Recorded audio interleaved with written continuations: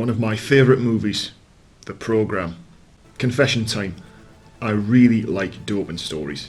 Not sure why, but I'm fascinated by what convinces people to start using substances that could radically shorten their lifespan. It has to be more than money, because what's the point if you're not around to enjoy it? The Program delivers on this, and it's really well done. The performances are excellent. Ben Foster weirdly looks like Armstrong, perfectly embodying all of the little expressions when you compare him to actual interview footage. I imagine David Walsh to be a little more intense, but Chris O'Dowd does a great job in the first non-comedic role I'd seen him in. Talking about uncanny resemblances, Guillaume Canet as Michele Ferrari is remarkable, and his laid-back, emotionally distant performance is perfect for someone working on a science project, which, let's face it, he was. Jesse Plemons is excellent as Floyd Landis, and now whenever I see footage of the real Johan Brunel, I'm disappointed it isn't Denis Ménochet. It was brilliantly menacing and intensely protective of the team and Armstrong. I can't recommend this film enough, as it takes you through the US postal story and doesn't really slow down. The pace is quite impressive as it moves through Armstrong's rise and fall, while also showing him at his most vulnerable and most driven. It also manages to show the emotional impact on Floyd Landis and his inability to lie at the same level, which ultimately kicked off the whole investigation.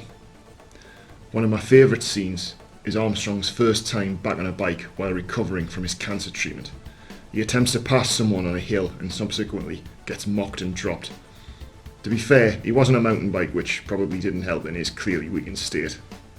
I would have liked the film to be longer and had some focus on the Andreos as well as the rest of the team, but I'm a nerd and I should be happy with the two documentaries about the affair.